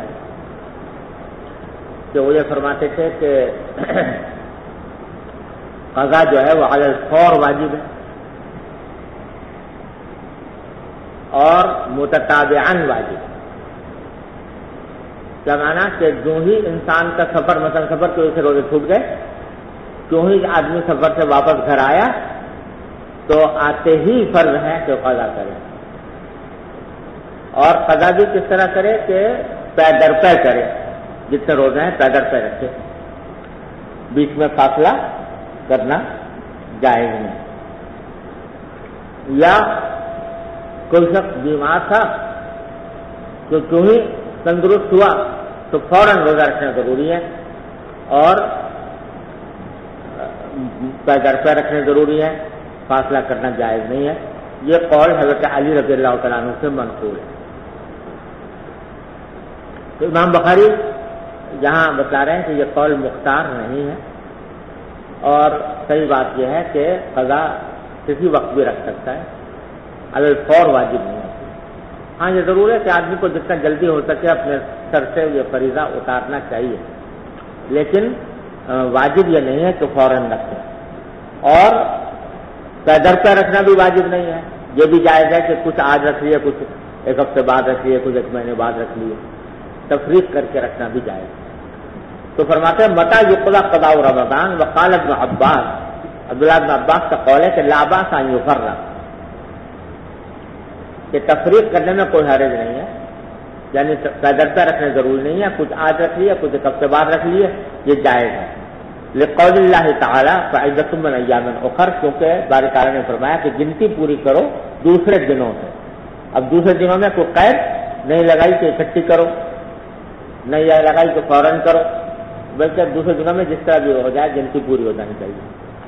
وقال سعید بن المسیب فی صوم العشر، اور سعید بن المسیب نے فرمایا عشر ذی الحجہ کے روزوں کے بارے میں کہ لا یصح حتی یبدأ برمضان، یعنی ایک شخص کے اگر رمضان کے روزے قضا ہیں، ابھی تک اس نے ادا نہیں کیے، یہاں تک کہ ذی الحجہ کا مہینہ آ گیا، اور ذی الحجہ کا پہلا عشرہ جو ہے وہ بڑا مبارک ہے، اس میں روزے رکھنے کی بڑی فضیلت ہے، تو کوئی شخص اس میں اگر روزے رکھنے چاہتا ہے نفلی، تو فرماتے ہیں اس کے لیے جائز نہیں، لا یصح، وہ روزے رکھنے نفلی روزے رکھنا اس کے لیے درست نہیں ہے، حتی یبدأ برمضان، جب تک کہ رمضان سے شروع نہ کرے، یعنی پہلے رمضان کی قضا کرے پھر نفلی روزے رکھے۔ ارے سمجھو بھائیو، وقال ابراہیم النخعی اذا فرط حتى جاء رمضان آخر يصومهما ولم ير عليه طعام، یہ دوسرا مسئلہ بیان کر رہے ہیں۔ بعض صدر اول میں بعض حضرات کا مسلک یہ تھا کہ اگر ایک شخص کے ذمے روزے تھے رمضان کے قضا، اور اس نے سارے سال نہیں رکھے یہاں تک کہ اگلا رمضان آ گیا، تو وہ یہ کہتے تھے کہ اگر ایک سال تک مؤخر کر دیا تو قضا تو واجب ہے ہی اس کے ذمے کہ اب قضا رکھے، لیکن ساتھ ساتھ ایک ہر روزے کا فدیہ بھی دینا چاہیے، یعنی سال کے اندر اگر کر دے قضا تب تو قضا کافی ہے، لیکن اگر سال سے زیادہ مدت گزر گئی تو روزے کے علاوہ فدیہ دینا بھی ضروری ہے، یہ ان کا مذہب تھا۔ لیکن ابراہیم نخعی کا قول نقل کر رہے ہیں امام بخاری کہ اذا فرط، اگر کسی شخص نے کوتاہی کی حتی جاء رمضان آخر، یہاں تک کہ دوسرا رمضان آ گیا اور اس نے پیچھے رمضان کی قضا نہیں کی، تو یصومہما، تو دونوں سے روزے رکھے، یعنی نئے رمضان جو آیا اس کی بھی رکھے اور جو پہلی قضا ہے وہ بھی رکھے، ولم ير علیہ طعاما، لیکن اس کے اوپر انہوں نے طعام فدیہ لازم نہیں کیا۔ وَيُذْكَرُ عَنْ أَبِي هُرَيرَةَ مُرْسَلًا وَابْنِ عَبَّاسَ أَنَّهُ يُطْعِمُ، اور حضرت ابو ہریرہ اور اس سے مرسلاً عبداللہ بن عباس سے یہ منقول ہے کہ وہ یہ کہتے تھے کہ ایسے آدمی کو اطعام بھی کرنا چاہیے، قضا رکھنے کے علاوہ فدیہ بھی ادا کرے۔ لیکن امام بخاری کہتے ہیں لم یذکر اللہ الاطعام، لیکن اللہ تعالیٰ نے اطعام کا ذکر نہیں کیا، انما قال فعدۃ من ایام اخر، یہ فرمایا کہ اور دنوں میں پورے روزے رکھ لینا، لیکن وہاں اطعام کو لازم نہیں کیا، لہذا راجح یہی ہے کہ اطعام واجب نہیں کہ قضا واجب۔ جی وبه قال حدثنا احمد بن يونس قال حدثنا زهير قال حدثنا يحيى عن ابي سلمة قال سمعت عائشة رضي الله تعالى عنها تقول كان يكون علي الصوم من رمضان فما استطيع ان اقضي الا في شعبان، قال يحيى الشغل من النبي صلى الله عليه وسلم وقال بالنبي صلى الله عليه وسلم۔ حضرت عائشہ فرماتی ہیں کہ کان یکون علی الصوم من رمضان، کہ بعض اوقات میرے ذمہ رمضان کے روزے ہوتے تھے قضا، فما استطيع ان اقضي، تو میں اس قضا نہیں رکھ سکتی تھی الا فی شعبان، مگر شعبان کے مہینے۔ کیوں؟ یحییٰ کہتے ہیں کہ الشغل بین نبی صلی اللہ علیہ وسلم اور بالنبی صلی اللہ علیہ وسلم، حضور اقدس صلی اللہ علیہ وسلم کی خدمت میں مشغول رہنے کی وجہ سے شعبان تک ان کو روزہ رکھنے کا موقع نہیں ملتا تھا، یہاں تک کہ جب شعبان کا مہینہ آتا تو چونکہ رسول کریم صلی اللہ علیہ وسلم بھی بکثرت روزے رکھا کرتے تھے شعبان میں، اس لیے عائشہ کہتے ہیں کہ اس وقت میں جا کر قضا کیا کرتی تھی۔ اس سے یہ بات ثابت ہو رہی ہے کہ قضا علی الفور نہیں ہوتی، بعد میں بھی رکھی جاتی ہے۔ جی باب الحائض تترك الصوم والصلاة. وقال ابو الزناد ان السنن ووجوه الحق لتاتي كثيرا على خلاف الراي، ثم يجد المسلمون بدا من اتباعها، من ذلك ان الحائض تقضي الصيام ولا تقضي الصلاة. ابو الزناد کا قول نقل کیا کہ ان السنن ووجوه الحق لتاتي كثيرا على خلاف الراي، کہ یہ جو حق کی باتیں ہیں اور سنت کی باتیں ہیں وہ بکثرت اس طرح آتی ہیں کہ وہ انسان کے رائے کے خلاف ہوتی ہیں، یعنی بظاہر عقل کے خلاف معلوم ہوتی ہیں، عقل کے مطابق معلوم نہیں ہوتی، لیکن چونکہ وہ منصوص ہیں لہذا ان کے اوپر عمل کیا جاتا ہے۔ تو فرمایا جد المسلمون بد من اتباعها، تو مسلمانوں کو ان کے اتباع سے کوئی چارہ نہیں ہوتا، اتباع کرنا ہی پڑتا ہے۔ تو اسی میں سے یہ بات دیا کہ حائض تقضی الصیام ولا تقضی الصلاۃ، کہ حائض کو روزے تو رکھنے ہوتے ہیں قضا، اور نماز کی قضا اس میں واجب نہیں ہوتی۔ تو کوئی شخص اپنی رائے کرا کر یہ کہے کہ بھئی کیا فرق ہے، جب روزے کی قضا ہو رہی ہے تو نماز کی بھی قضا ہونی چاہیے، یا نماز کی قضا نہیں ہو رہی تو روزے کی بھی نہ ہونی چاہیے۔ یہ رائے کے کرانا ٹھیک نہیں ہے، بلکہ جو منسوخ ہے بات وہ یہی ہے کہ نص سے یہ آ گیا کہ حائضہ جو ہے وہ نمازوں کی قضا تو نہیں کرے گی لیکن روزوں کی قضا کرے۔ جی وبه قال حدثنا ابن ابي مريم قال اخبرنا محمد بن جعفر قال اخبرني زيد عن اياد عن ابي سعيد رضي الله تعالى عنه وعنه قال قال النبي صلى الله عليه وسلم اليس اذا حاضت لم تصلي ولم تصم فذلك من نقصان دينها. جی بسم الله الرحمن الرحيم. باب من مات وعليه صوم وقال الحسن ان صام عنه 30 رجلا يوما واحدا جازا. وبالسند المتصل منا الى الامام الهمام الحافظ الحجة وامير المؤمنين في الحديث ابي عبد الله محمد بن اسماعيل بن ابراهيم البخاري الجعفي رحمه الله تعالى ومتعنا بعلومه وفضوله وبركاته آمين. قال حدثنا محمد بن خالد قال حدثنا محمد بن موسى بن آينا قال حدثنا ابي عن عمرو بن الحارث عن عبيد الله بن ابي جعفر ان محمد بن جعفر حدثه عن عروه ان محمد بن جعفر حدثه عن عروه عن عائشه رضي الله تعالى عنها وعنهم ان رسول الله صلى الله عليه وسلم قال من مات وعليه صيام صام عنه وليه تابعه ابن وهب عن عمرو ورواه يحيى بن ايوب عن ابن ابي جعفر. اب یہ ایک اور مسئلہ یہاں پر بیان کر رہے ہیں کہ اگر کوئی کسی شخص کا انتقال ہو جائے اس حالت میں تو اس کے ذمے کچھ روزے واجب ہیں، اس کے روزے قضا ہو گئے تھے اور اس کے ذمے واجب تھے، لیکن قضا کرنے سے پہلے اس کا انتقال ہو گیا، تو کیا یہ جائز ہے کہ اس کا کوئی وارث اس کی طرف سے روزے رکھے؟ یہ مسئلہ بھی مختلف کی ہے، اور امام احمد بن حنبل رحمۃ اللہ علیہ یہ فرماتے ہیں کہ روزے میں نیابت جاری ہو جاتی ہے، لہذا اگر کسی شخص کے ذمہ روزے تھے اور نہیں رکھ سکا اور انتقال ہو گیا تو اس کے وارث کے لیے جائز ہے کہ وہ اس کی طرف سے روزے رکھ لے، اور اگر روزے رکھ لے گا تو اس کا فریضہ مرحوم کا فریضہ ثابت ہو جائے، سمجھ گیا نا؟ اور یہ حدیثیں جو امام بخاری یہاں پر لا رہے ہیں ان سے بظاہر ایسا ہی معلوم ہوتا ہے۔ تو پہلے ذرا یہ دیکھ لو کہ پہلے تو حسن بصری کا قول نقل کیا ہے کہ انصام عنہ 30 رجلا یوما واحدا جازا۔ حسن بصری کہتے ہیں کہ اگر ایک شخص کی طرف سے 30 آدمی ایک ہی دن روزہ رکھ لیں تو کافی ہے، یعنی ایک آدمی کے پورے رمضان کے روزے قضا ہو گئے تھے، اب فرض کرو اس کا انتقال ہو گیا تو اس کے ورثہ میں 30 ورثہ جو ہیں کہتے ہیں بھائی ہم ہر روز اور چلو ہم سب مل کے ایک رمضان بنا لیتے ہیں ایک دن، اور 30 کے 30 آدمیوں نے ایک دن روزہ رکھ لیا، تو کہتے ہیں سب کے رکھنے سے اس کے پورے رمضان کے روزے ادا ہو گئے، حسن بصری فرمایا۔ اور آگے جو حدیث روایت کی ہے وہ عائشہ صدیقہ رضی اللہ تعالیٰ عنہ کی ہے ان رسول اللہ صلی اللہ علیہ وسلم قال من مات وعلیہ صیام، اگر کسی کا انتقال ہو جائے جبکہ اس کے اوپر روزے ہوں تو صام عنہ ولی، تو اس کا ولی اس کی طرف سے روزے رکھ سکتا ہے۔ تو اس سے بھی یہ بات معلوم ہو رہی ہے، اور امام احمد بن حنبل رحمۃ اللہ علیہ اس سے استدلال فرماتے ہیں کہ صوم میں نیابت جاری ہو جاتی ہے، اور ولی کے روزہ رکھنے سے یا وارث کے روزہ رکھنے سے مورث کے روزوں کی قضا ہو جاتی ہے۔ لیکن امام ابو حنیفہ رحمۃ اللہ علیہ اور شافعیہ اور مالکیہ وہ اس بات کے قائل ہیں کہ جو عبادات بدنیہ محضہ ان میں نیابت جاری ہوتی ہے۔ نیابت جاری ہوتی ہے عبادات مالیہ میں یا ایسی عبادات میں جو مالی اور بدنی دونوں سے مرکب ہے۔ مالی عبادت جیسے زکوٰۃ، اس میں نیابت ہو سکتی ہے، اور وہ عبادت جو کہ مرکب ہے دونوں سے مالی اور بدنی سے جیسے حج، اس میں نیابت ہو سکتی ہے۔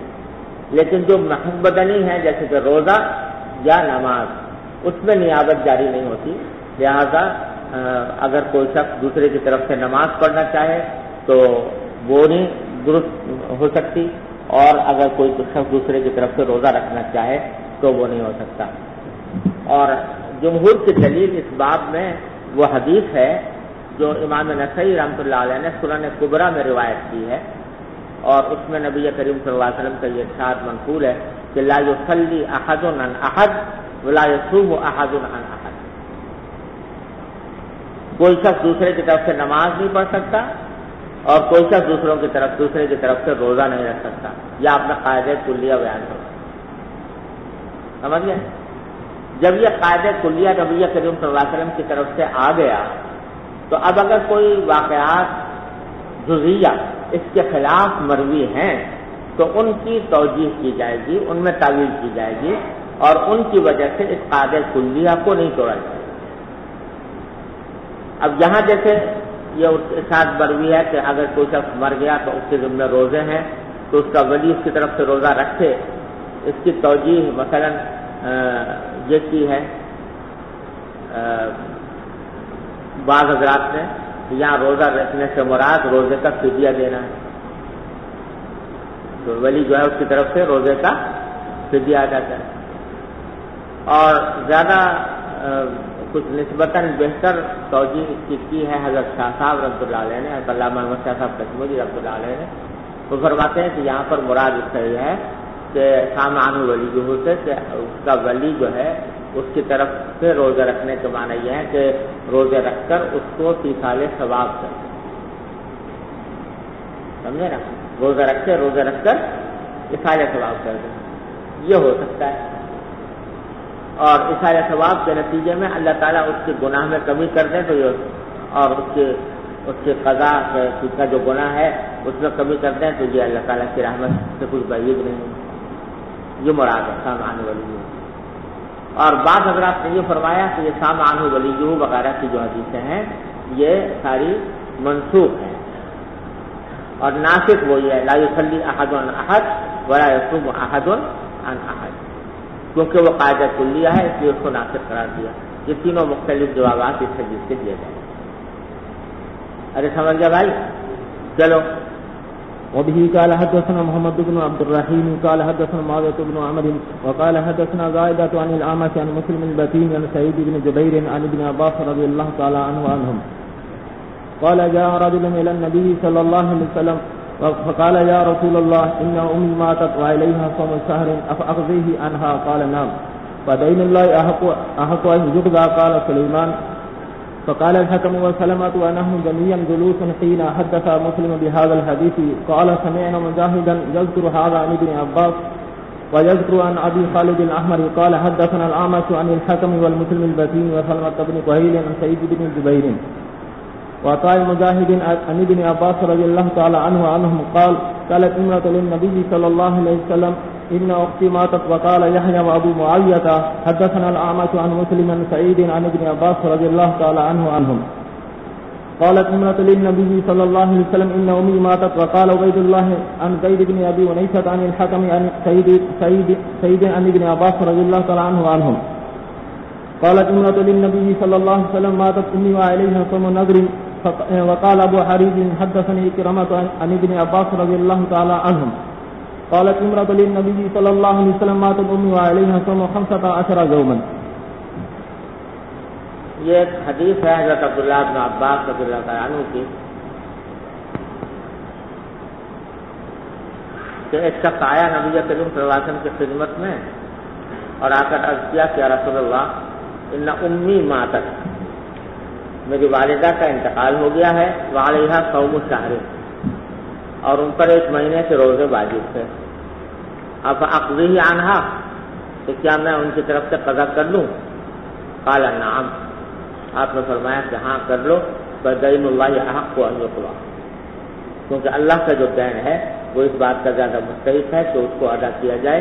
اگر کسی اور کا دین ہوتا تو تم ادا کرتے، کسی انسان کا اگر قرضہ واجب ہوتا تمہارے والد کے اوپر، تمہاری والدہ پر، تو تم اس کو ادا کرتے، تو جس طرح اس کا ادا کرنا ضروری تھا تو اللہ تعالیٰ کا جو دین ہے اس کو ادا کرنا تو اور زیادہ ضروری ہے، لہذا تم روزے رکھو، قضا کرو۔ یہ بھی حدیث جو ہے امام احمد بن حنبل دلیل پیش کرتے ہیں کہ اس سے معلوم ہوتا ہے کہ وارث جو ہے وہ اپنے مورث کی طرف سے روزے رکھ سکتا ہے۔ جو آپ میں عرض کر ہی چکا ہوں کہ لا یصلی احد علی احد ولا یصوم احد علی احد کے بعد ان روایات میں تعویل کی جائے گی کہ یا تو یہ منسوخ ہے یا ان سے مراد ایصال ثواب کرنا ہے یا فدیہ ادا کرنا ہے۔ سمجھ گئے بھائی؟ اب اس روایت میں جو عبداللہ بن عباس کی جو یہ حدیث ہے اس کی مختلف روایتیں ہیں اور ان روایتوں میں تھوڑا سا اختلاف ہے۔ یہاں تو آپ نے دیکھا کہ اس شخص نے یہ کہا کہ میری ماں کا انتقال ہو گیا ہے، ان کے دن میں 1 مہینے کے روزے ہیں۔ بعض روایتوں میں ماں کے بجائے بہن کا ذکر آیا ہے تو اس نے اپنی بہن کے بارے میں کہا کہ میری بہن کا انتقال ہو گیا ہے، اور اس روایت میں تو یہ ہے کہ انہوں نے کہا کہ 1 مہینے کے روزے ہیں، اور ایک اور روایت ہے جس میں یہ کہا کہ 15 دن کے روزے ہیں۔ یہ روایتوں میں تھوڑا سا اختلاف ہے، ارے سمجھے؟ اب اس قسم کا اختلاف جو ہے اس پر شبہ یہ ہو جاتا ہے بعض اوقات کہ یہ تو اضطراب ہو گیا، اور اضطراب کی وجہ سے حدیث جو ہے وہ قابل استدلال نہ ہونی چاہیے یا ضعیف ہو جانی چاہیے۔ تو ذرا خود سمجھ لو کہ اضطراب جو کسی حدیث کو ضعیف بناتا ہے یا ناقابل استدلال بناتا ہے وہ اس وقت ہوتا ہے جب کہ اضطراب ہو کسی حدیث کے مرکزی مفہوم، جوہری مفہوم، تب تو وہ اضطراب ایسا ہوتا ہے کہ اس کو حدیث کو ضعیف بنا دیتا ہے، پر وہ حدیث قابل استدلال نہیں رہتی۔ لیکن اگر وہ اضطراب ہے حدیث کے مرکزی مفہوم میں کوئی اضطراب نہیں، کوئی اختلاف نہیں، لیکن اس کی بعض جزوی تفصیلات میں جن کا اصل مسئلے سے کوئی تعلق نہیں، ان میں اگر کوئی اختلاف ہو جائے راویوں کا تو اس سے وہ اضطراب جو ہے وہ موجب ضعف حدیث نہیں ہوتا۔ ارے سمجھے نا؟ تو اب یہ بات کہ بھئی وہ ماں تھی یا بہن تھی، اس سے مسئلے پر کوئی فرق پڑتا ہے؟ نہیں۔ روزے 1 مہینے کے باقی تھے یا 15 دن کے باقی تھے، اس سے فرق نہیں پڑتا۔ تو یہ ایک ایسی جزوی تفصیل ہے جس کا اصل مسئلے سے کوئی تعلق نہیں، اور یہ بات آپ بکثرت دیکھیں گے احادیث میں کہ روات حدیث جو ہیں وہ کسی حدیث کے جوہر کو تو محفوظ رکھنے کا پورا اہتمام کرتے ہیں، لیکن جو جزوی تفصیلات ہوتی ہیں ان کو محفوظ رکھنے کا اتنا کثرت سے اہتمام نہیں کرتے۔ اس واسطے اس میں بعض اوقات وہم بھی ہو جاتا ہے راوی کو، اور بعض اوقات اضطراب اور اختلاف بھی پیدا ہو جاتا ہے۔ سمجھ گئے؟ تو لیکن اس چونکہ وہ معاملہ جزوی ہے، اصل حدیث کے مرکزی مفہوم پر اس کا کوئی اثر نہیں پڑتا، اس واسطے اس میں راوی کے وہم ہو جانے کی بنا پر یا راویوں میں اختلاف ہو جانے کی بنا پر اس حدیث کی صحت متاثر نہیں ہوتی، صحت بحث کے مجموع حدیث صحیح ہی رہتی ہے۔ سمجھ گئے؟ تو یہاں امام بخاری نے یہ اختلاف کا روایتوں کا جو اختلاف ہے وہ ظاہر کیا ہے. فرماتے ہیں کہ قال سلیمان، امام اعمش کہتے ہیں فقال الحكم وسلمہ ونحن جميعا جلوس حين حدث مسلم بهذا الحديث. حکم سلمہ کہتے ہیں کہ ہم بیٹھے ہوئے تھے جبکہ مسلم البقین نے یہ حدیث سنائی تو دونوں نے کہا کہ سمعنا مجاہدا یذکر هذا عن ابن عباس ويذكر ابي خالد الاحمر قال حدثنا الاعمش عن الحكم ومسلم البقين وسلمة بن قويل سعد بن جبير وعطاء ومجاهد عن ابن عباس قال قالت امرأة للنبي صلى الله عليه وسلم ان اختي ماتت. پہلے امی آیا تھا اب اختی.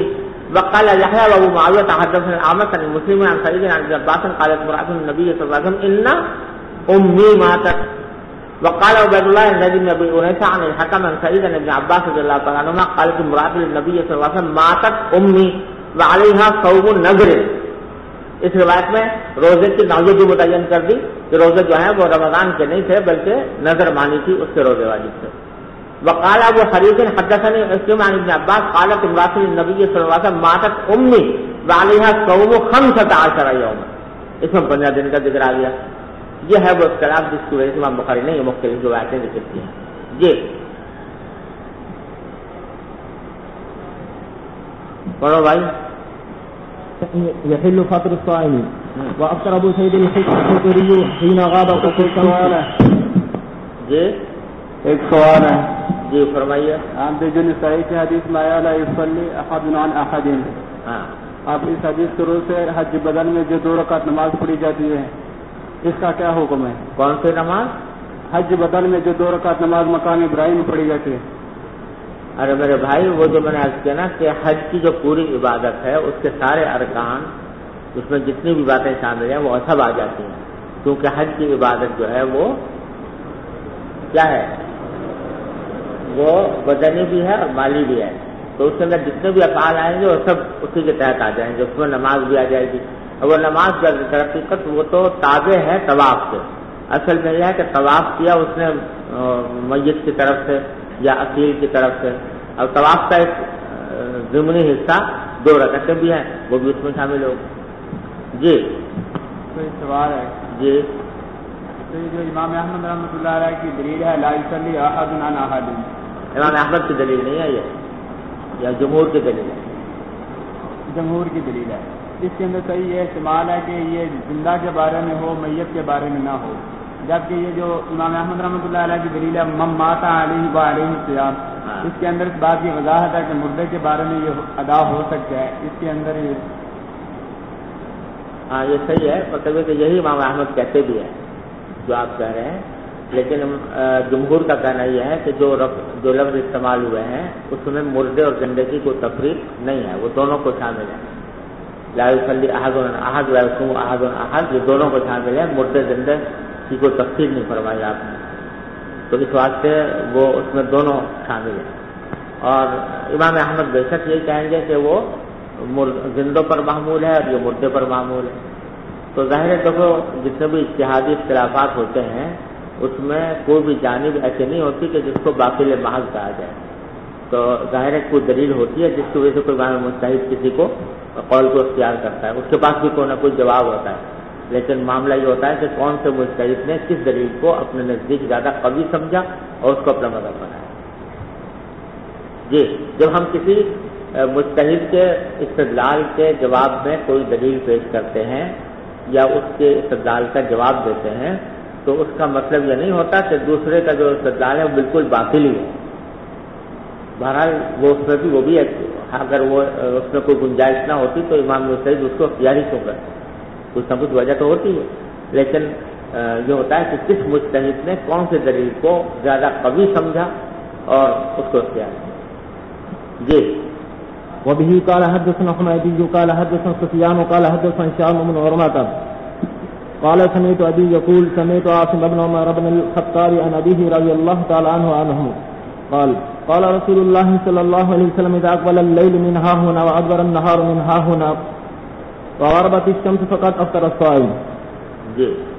وبه قال حدثنا إسحاق الواسطي قال حدثنا خالد عن الشيباني عن عبد الله بن أبي أوفى رضي الله تعالى عنه وعنهم قال كنا مع رسول الله صلى الله عليه وسلم في سفر وهو صائم فلما غابت الشمس قال لبعض القوم يا فلانكم فاجدح لنا فقال يا رسول الله لو أمسيت قال انزل فاجدح لنا قال يا رسول الله فلو أمسيت قال انزل فاجدح لنا قال إن عليك نهارا قال انزل فاجدح لنا فنزل فجدح لهم فشرب رسول الله صلى الله عليه وسلم ثم قال إذا رأيتم الليل قد أقبل من ها هنا فقد أفطر الصائم. جی بسم الله الرحمن الرحيم. باب يفطر بما تيسر بالماء وغيره وبالسند المتصل منا الى الامام بتانا چاہتے ہیں کہ افطار کے لیے کوئی خاص چیز متعین نہیں ہے، جو بھی میسر آ جائے اس سے افطار کر سکتے ہیں. اس سے تردید کر رہے ہیں ان لوگوں کی جو کہتے ہیں کہ وہی افطار کے لیے کھجور ہی ضروری ہے، تو فرماتے ہیں کہ کچھ ضروری نہیں ہے، جو بھی چیز میسر آ جائے وہ. جی وبالسند المتصل منا الى الامام الهمام الحافظ الحجة امير المؤمنين في الحديث ابي عبد الله محمد بن اسماعيل الجوفي البخاري رحمه الله تعالى ومتعنا الله بعلومه وفيوضه وبركاته آمين. قال حدثنا مسدد قال حدثنا عبد الواحد قال حدثنا الشيباني سليمان قال سمعت عبد الله بن ابي اوفى قال سرنا مع رسول الله صلى الله عليه وسلم وهو صائم فلما غربت الشمس قال انزل فاجدح لنا قال يا رسول الله لو امسيت قال انزل فاجدح لنا قال يا رسول الله ان عليك نهارا قال انزل فاجدح لنا قال فنزل فجدح ثم قال اذا رايتم الليل اقبل من ها هنا فقد افطر الصائم واشار باصبعه قبل المشرق. جی باب تعجيل الافطار. وبه قال حدثنا عبد الله بن يوسف قال اخبرنا مالك عن ابي حازم عن سهل بن سعد ان رسول الله صلى الله عليه وسلم قال لا يزال الناس بخير ما عجلوا الفطر. وبه قال حدثنا احمد بن يونس قال حدثنا ابو بكر عن سليمان عن ابن ابي اوفى رضي الله عنه وعنهم قال كنت مع النبي صلى الله عليه وسلم في سفر فصام حتى امسى ثم قال لرجل انزل فاجدح لي قال لم انتظرت حتى تمسي قال انزل فاجدح لي اذا رايت الليل اقبل من ها هنا فقد افطر الصائم. باب اذا افطر في رمضان ثم طلعت الشمس. وبه قال حدثني عبد الله بن ابي شيبه قال حدثنا ابي اسامه عن هشام بن عروه عن فاطمه بنت المنذر عن اسماء بنت ابي بكر رضي الله عنهما وعنهم قالت افطرنا على عهد النبي صلى الله عليه وسلم في يوم غيم ثم طلعت الشمس قيل لهشام فامره بالقضاء قال بد من قضاء. وقال معمر سمعت هشاما لا ادري اقضوا ام لا.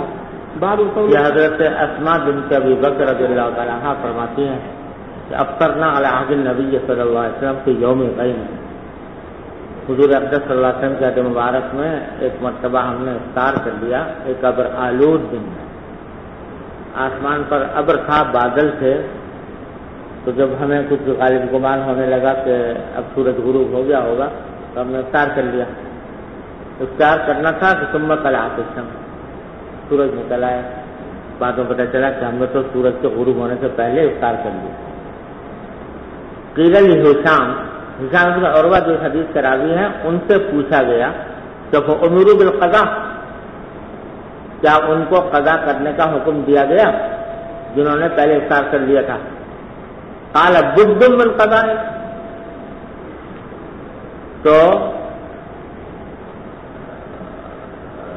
ہشام نے کہا کہ کیا کوئی چارہ تھا قضا کرنے سے؟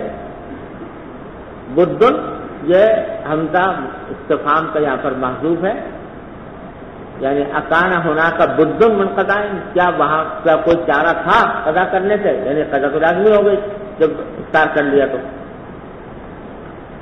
وقال معمر سمعت ہشاما، پھر ہشام کا قول نقل کیا دوسری طرف سے معمر کی طرف سے کہ معمر نے یہ کہتے ہوئے سنا کہ لا ادری اقضوا ام لا، مجھے معلوم نہیں کہ واقعی قضا کی انہوں نے جاری کی. یعنی وہ خیال تو یہ ظاہر کر رہے ہیں ہشام بن عروہ کہ بظاہر قضا کرنے کے سوا کوئی اور چارہ تھا نہیں، لیکن روایت میں ان کو پتہ نہیں کہ روایتاً ان کو پتہ نہیں چلا کہ آیا قضا کی تھی یا نہیں کی تھی.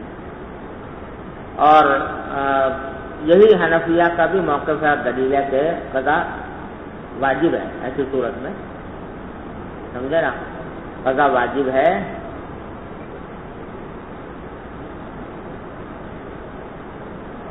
اور اسی سے وہ استدلال کیا ہے اس مسئلے پر جو میں نے کل عرض کیا تھا کہ خطأً اگر روزہ ٹوٹ جائے تو حنفیہ کے نزدیک قضا واجب ہوتی ہے. ارے سمجھ گئے بھائی؟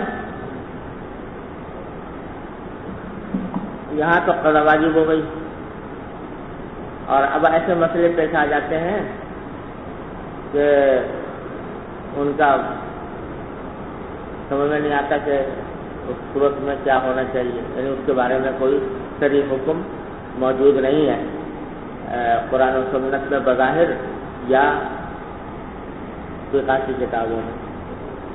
یہ ہوائی جہاز کی وجہ سے ہوتا ہے کہ آدمی یہاں سے قضا وہ افطار کر کے چلا اور اوپر پہنچا تو سورج نکل آیا، تو اس کا کیا ہونا چاہیے؟ خود میرے ساتھ ایک مرتبہ یہ واقعہ پیش آیا کہ روزہ تو نہیں تھا، رمضان کا زمانہ نہیں تھا، لیکن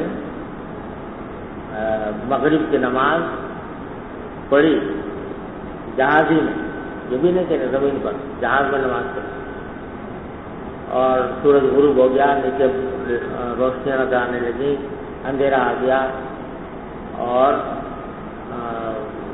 نماز پڑھ لی مغرب کی۔ اب جب تھوڑا میری ذرا سی آنکھ لگ گئی تھوڑی دیر کے لیے، کوئی مشکل سے آدھا گھنٹہ گزرا ہوگا، تو آدھا گھنٹے کے بعد جو آنکھ کھولی تو باہر دھوپ نکلی ہوئی ہے، تو وہ بعد میں پتہ چلا کہ اصل میں جہاز جو ہے وہ اس وقت قطب شمالی کے پاس سے گزر رہا تھا۔ میں لندن سے سوار ہوا تھا اور ونکوور جا رہا تھا، تو اس میں جو ہے وہ قطب شمالی پر سے جہاز گزر رہا ہے، تو وہاں دھوپ نکلی ہوئی تھی باقاعدہ، تقریباً آدھا پون گھنٹہ وہ دھوپ رہی، اس کے بعد پھر سورج غروب ہوا۔ تو اب سمجھ میں نہیں آ رہا تھا کہ جو نماز پڑھی ہے وہ ہو گئی یا اور پڑھیں یا اثر بھی دوبارہ پڑھیں، کیا کریں، لیکن احتیاطاً یہ کیا کہ مغرب دوبارہ پڑھی، کیونکہ وقت دوبارہ آ گیا تو اس لیے نماز بھی دوبارہ پڑھ لی۔ چلیے باب صوم الصبيان. وقال عمر رضي الله عنه لنشوان في رمضان لنشوان في رمضان ويلك وصبياننا صيام فضربه.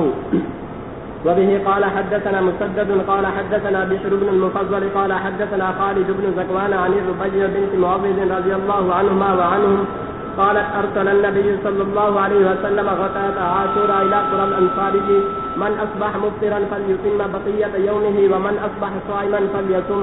قالت فكنا نصومه بعد ونصوم صبياننا ونجعل لهم اللعبة من العهن فإذا بكى أحدهم على الطعام أعطيناه ذلك حتى يكون عند الإفطار. قال أبو عبد الله العهن الصوف. باب صوم الصبيان بتانا چاہتے ہیں کہ بچوں کو بھی روزہ رکھوانے چاہیے، ذرا بچے جب سمجھدار ہو جائیں تو ان کو عادت دلوانے کے لیے روزے رکھوانے چاہیے۔ اور حضرت عمر نے کہا تھا اس شخص سے جس نے نشے میں پکڑا گیا تھا رمضان کے مہینے میں، ایک بزرگ تھے جو رمضان کے مہینے میں وہ کوئی نشہ کرتے ہوئے پکڑے گئے تھے، سمجھے نا؟ نشوان کے معنی وہ شخص جو سخت نشے میں ہو، سمجھے نا؟ شراب پی کے اپنا رمضان کے مہینے میں پکڑے گئے، تو حضرت عمر نے اس سے کہا ویلکا وصبیاننا صیام، افسوس ہے تجھ پر کہ ہمارے بچے تک تو روزہ رکھ رہے ہیں اور تو نے نصیبت روزہ توڑا ہوا ہے، بلکہ الٹا شراب بھی پی ہوئی ہے۔ تو ذرا بہو پھر حضرت عمر نے اس کی حد لگائی اس کو۔ تو یہاں حضرت عمر نے فرمایا ہمارے بچے روزے سے ہیں، تو معلوم ہے بچوں سے بھی روزے رکھوائے جاتے تھے۔ اور آگے حضرت ربیع بن معوذ رضی اللہ تعالیٰ عنہ کی روایت نقل کیا کہ ارسل النبی صلی اللہ علیہ وسلم غداة عاشوراء الی قرى الانصار، کہ آپ نے عاشورہ کی صبح پیغام بھیجا انصار کی بستیوں میں کہ من اصبح مفطرا فلیتم بقیۃ یوم، جو شخص کے جسے صبح اس حالت میں کیوں کہ کچھ کھا لیا ہو، افطار کر لیا ہو، تو اس کو چاہیے کہ باقی دن جو ہے پورا کرے، یعنی اس وقت میں کچھ نہ کھائے۔ ومن اصبح صائما، اور جس نے کہ شروع میں کچھ نہ رکھا ہو، کچھ کھایا نہ ہو، تو پھل یسم اس کو چاہیے کہ روزہ رکھے. وہ بات پہلے بھی گزر چکے نا اس کا واقعہ. تو قالت تو حضرت ربیہ فرماتے ہیں فقلنا نصومہ بعد، اس کے بعد سے ہم عاشورہ رکھا کرتے تھے روزہ. وہ نصوم الصبیان اور اپنے بچوں کو بھی روزہ رکھواتے تھے. ونجعل لهم اللعبۃ من العہن، اور ان کے لیے ایک کھلونا بنا دیا کرتے تھے وہ صوف سے، اون کا کچھ گولا سا بنا کے نا کوئی کھلونا بنا دیتے، گڑیا بنا دیتے تھے ان کی. فإذا بقى أحدهم على الطعام، اگر کوئی ان میں سے روتا کھانا کھانے کے لیے تو ہم آتیناہ ذلک، تو وہ کھلونا اس کو دے دیتے کہ بھائی ذرا اس میں لگ جا تو، سمجھے نا. حتی یکون عند الافطار، یہاں تک کہ افطار کا وقت آ جاتا ہے. جی باب الوصال ومن قال ليس في الليل صيام لقوله ثم أتم الصيام إلى الليل، ونهى النبي صلى الله عليه وسلم عنه رحمة لهم وإبقاء عليهم وما يكره من التعمق. وبه قال حدثنا مسدد قال حدثنا يحيى عن شعبة قال حدثني قتادة عن أنس رضي الله عنه وعنهم عن النبي صلى الله عليه وسلم قال لا تواصلوا. قالوا إنك تواصل، قال لست كأحد منكم، قال إني أطعم وأسقى، أو قال إني أبيت أطعم وأسقى. وبه قال حدثنا باب وصال کا باب ہے، اور صوم وصال سے متعلق متعدد احادیث امام بخاری نے یہاں روایت فرمائی ہے. پہلے یہ سمجھ لیجیے کہ وصال کے دو طریقے ہوتے تھے. ایک طریقہ وصال کا یہ تھا کہ آدمی نے روزہ رکھا اور روزہ رکھ کر جب افطار کا وقت آیا تو ایک آدھ کھجور سے معمولی کا لے کر افطار کر لیا اور پھر دوسرا روزہ شروع ہو گیا، یہاں تک کہ اگلے دن افطار تک وہ روزہ جاری رہا. ایک تو وصال کا یہ طریقہ ہوتا تھا. اور دوسرا وصال کا طریقہ یہ ہوتا تھا کہ جب افطار کا وقت آیا تو اچھی طرح پیٹ بھر کر کھانا وانا کھا لیا، سمجھ گئے، اور کھا کے یعنی یہ نہیں کہ معمولی سا افطار کیا، اطمینان سے کیا اچھی طرح، لیکن پھر سحری تک کچھ نہ کھایا، پھر سحری کے وقت میں کچھ کھا کے پھر دوسرا روزہ رکھ دیا. اس کو بھی بعض اوقات وصال سے تعبیر کر دیا. جو نہیں آئی ہے وہ پہلی قسم کی ہے، دوسری قسم کی نہیں ہے، سمجھ گئے. تو پہلے کے بارے میں آتا ہے کہ کہتے باب الوصال ومن قال ليس في الليل صيام، کہ رات میں کوئی روزہ مشروع نہیں ہے، لقوله تعالی ثم أتم الصيام إلى الليل، ونهى النبي صلی اللہ علیہ وسلم عنہ رحمۃ لهم وإبقاء عليهم، حضور نے منع فرمایا مسلمانوں پر رحمت کرتے ہوئے اور ان کی قوت کو برقرار رکھنے کے لیے. وما يكره من التعمق، اور تعمق کرنا جو ہے یہ مکروہ ہے کہ آدمی خامخواہ وصال کر کے اور تعمق میں مبتلا ہے. حضرت انس فرماتے ہیں کہ حضور اقدس صلی اللہ علیہ وسلم نے فرمایا لا تواصلوا، وصال نہ کرو. تو آپ نے صحابہ نے عرض کیا کہ انک تواصل، کہ آپ تو وصال رکھتے ہیں. قال لست احد منکم قال انی اطعم واسقى، مجھے کھلایا بھی جاتا ہے پلایا بھی جاتا ہے، یعنی روحانی طور پر اللہ تعالیٰ مجھ میں اس سے قوت پیدا فرما دیتے ہیں کہ کھانے پینے کی حاجت مجھے ہوتی نہیں. او قال انی ابیت اطعم واسقى. جی وبه قال حدثنا عبد الله بن يوسف قال أخبرنا مالك عن نافع عن عبد الله بن عمر رضي الله عنهما وعنهم قال نهى رسول الله صلى الله عليه وسلم عن الوصال. قالوا إنك تواصل، قال إني لست مثلكم إني أطعم وأسقى. وبه قال حدثنا عبد الله بن يوسف قال حدثنا الليث قال حدثني يزيد بن الهادي عن عبد الله بن خباب عن أبي سعيد رضي الله عنه وعنهم أنه سمع النبي صلى الله عليه وسلم قال لا تواصلوا فأيكم أراد أن يواصل فليواصل حتى السحر. قالوا فإنك تواصل. یہ سمجھ گئے آپ نے فرمایا وصال نہ کرو. فأيكم أراد أن يواصل، اگر تم میں سے کوئی وصال کرنا چاہتا ہے فليواصل حتى السحر، تو وصال جو کرے وہ کہاں تک کرے؟ سحری تک. وہ دوسرا طریقہ جو بتا رہا تھا کہ سحری تک کچھ نہ کھائے، یہ جائے. جی قالوا فإنك تواصل يا رسول الله قال إني لست كهيئتكم إني أبيت لي مطعم يطعمني وساق يسقيني. وبه قال حدثنا عثمان بن أبي شيبة ومحمد قال حدثنا عبدة عن هشام بن عروة عن أبيه عن عائشة رضي الله عنها وعنهم قالت نهى رسول الله صلى الله عليه وسلم عن الوصال رحمة لهم فقالوا إنك تواصل قال إني لست كهيئتكم إني يطعمني ربي ويسقيني. قال أبو عبد الله لم يذكر عثمان رحمة لهم. بسم الله الرحمن الرحيم. باب التنكيل لمن أكثر الوصال. رواه أنس بن مالك رضي الله عنه عن النبي صلى الله عليه وآله وسلم. وبه قال حدثنا أبو اليمان قال أخبرنا شعيب عن الزهري قال أخبرني أبو سلمة بن عبد الرحمن أن أبا هريرة رضي الله عنه قال نهى رسول الله صلى الله عليه وسلم من الوصال في الصوم. فقال له رجل من المسلمين إنك تواصل يا رسول الله قال وأيكم مثلي إني أبيت يطعمني ربي ويسقيني. فلما أبوا أن ينتهوا عن الوصال واصل بهم يوما ثم رأوا الهلال فقال لو تأخر لزدتكم كالتنفيذ لهم حين أبوا أن ينتهوا. یہ اس روایت میں یہ ہے کہ فلما ابوا ان ينتهوا عن الوصال، جب بعض صحابہ نے وصال سے باز آنے سے انکار کیا تو واصل بهم یوما ثم یوما، حضور نے ان کے ساتھ وصال کرتے رہے، ایک دن پھر 2 دن، کئی دن کے بعد دیگرے کئی دن تک، پھر اتفاق سے چاند نظر آ گیا تو آپ نے فرمایا کہ لو تأخر، اگر ہلال اور آگے بڑھتا تو لزدتکم، تو میں اور زیادہ وصال کو لمبا کرتا. کالتنکیل لهم، یہ سزا کے طور پر آپ نے ایسا فرمایا حین ابوا ان ينتهوا، جبکہ انہوں نے باز آنے سے انکار کیا. اصل میں بعض صحابہ جو تھے جو سیدھے قسم کے، ان کے ذہن میں یہ بات آئی کہ نبی کریم صلی اللہ علیہ وسلم جو وصال فرما رہے ہیں سے منع کر رہے ہیں، یہ ہماری کمزوری کی وجہ سے شفقت کرتے ہوئے آپ نے منع فرمایا ہے، لیکن افضل یہی ہے، جس کی دلیل یہ ہے کہ حضور خود روزے رکھ رہے ہیں، وصال کر رہے ہیں، تو معلومہ افضل تو ہے، لیکن ہم پر شفقت کی وجہ سے آپ کا روکا ہوا ہے، لہذا انہوں نے وہ چھوڑا نہیں وصال کرنا.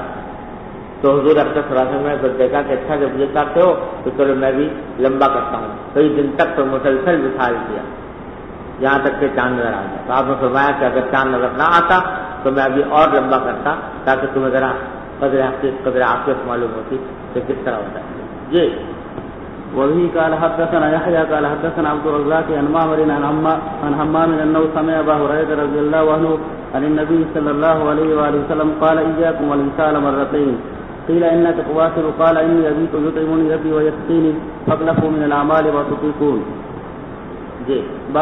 باب الوصال الى السحر. وبه قال حدثنا ابراهيم بن حمزه قال حدثني ابن ابي حازم عن يزيد عن عبد الله بن خباب عن ابي سعيد الخدري رضي الله عنه انه سمع رسول الله صلى الله عليه وسلم يقول لا تواصلوا فايكم اراد ان يواصل فليواصل حتى السحر. قالوا فانك تواصل يا رسول الله قال لست كهيئتكم اني ابيت لي مطعم يطعمني وساق يسقيني. باب من اقسم على اخيه ليفطر تطوعه ولم ير عليه قضاء اذا كان اوفق له. وبه قال حدثنا محمد بن بشار قال حدثنا جعفر بن عون قال حدثنا ابو العميس عن عون بن ابي جحيفة عن ابيه قال اخى النبي صلى الله عليه واله وسلم بين سلمان وابي الدرداء رضي الله عنهما فزار سلمان وابي الدرداء فراى ام الدرداء متبذلة فقال لها ما شأنك؟ قالت اخوك ابو الدرداء ليس له حاجة في الدنيا. فجاء ابو الدرداء فصنع له طعاما فقال قل فإني صائم. قال ما أنا بآكل حتى تأكل. فأكل فلما كان الليل ذهب أبو الدرداء يقوم قال نم فنام ثم ذهب يقوم فقال نم. فلما كان من آخر الليل قال سلمان قم الآن فصليا. فقال له سلمان إن لربك عليك حقا ولنفسك عليك حقا ولأهلك عليك حقا فآتي كل ذي حق حقه. فأتى النبي صلى الله عليه وآله وسلم فذكر ذلك له فقال النبي صلى الله عليه وسلم صدق سلمان. یہ روایت ہے حضرت ابو جحیفہ رضی اللہ تعالیٰ عنہ کی، اور جو بھی امام بخاری نے کئی جگہ روایت کی ہے، یہاں پہلی بار آئی. قال آخر نبی صلی اللہ علیہ وسلم بین سلمان و ابی الدرداء رضی اللہ تعالیٰ عنہ. نبی کریم صلی اللہ علیہ وسلم مواقعات قائم فرما دی تھی حضرت سلمان فارسی اور ابو الدرداء رضی اللہ تعالیٰ عنہ کے درمیان. فزار سلمان و ابو الدرداء، اور سلمان گئے ان کے گھر میں، ابو الدرداء کے گھر میں، فرآ ام الدرداء متبذلۃ، تو دیکھا کہ ام الدرداء یعنی ابو الدرداء کی اہلیہ جو ہیں یہ معمولی میلے کچیلے کپڑوں میں پہنے سے رہی ہیں۔ متبذلہ تبذل سے ہے ایسے کپڑے پہننا جو عام طور سے آدمی کام کاج کے وقت میں پہنتا ہے، میلے کچیلے قسم کے پھٹے پرانے۔ فقال لها ما شانکی، تو سلمان نے کہا بھائی یہ کیا قصہ ہے، تم اسی طرح پوچھتی رہتی ہو جو عام طور سے شوہر والی عورتیں ہوتی ہیں وہ کچھ اپنے شوہر کے لیے زیب و زینت کا اہتمام کرتی ہیں، تم کچھ کرتی ہیں؟ قالت، تو انہوں نے کہا کہ اخوک ابو الدرداء لیس لہ حاجۃ فی الدنیا، کہ آپ کے جو بھائی ہیں وہ درداء ان کو دنیا میں کوئی رغبت نہیں ہے، کوئی حاجت نہیں ہے، سمجھے نا۔ اور دوسری روایت میں آتا ہے کہ میں کس کے لیے زینت کروں، دن بھر تو روزے سے رہتے ہیں اور رات کو آتے ہیں تو نماز کے لیے کھڑے ہو جاتے ہیں، ساری رات نماز میں گزارتے ہیں، تو اس واسطے ان کو کوئی میری طرف التفات ہی خاص نہیں۔ تو جا ابو الدرداء آئے، فصنع له طعاما، حضرت سلمان نے ان کے لیے کھانا تیار کیا، فقال کل، کہا کہ کھاؤ،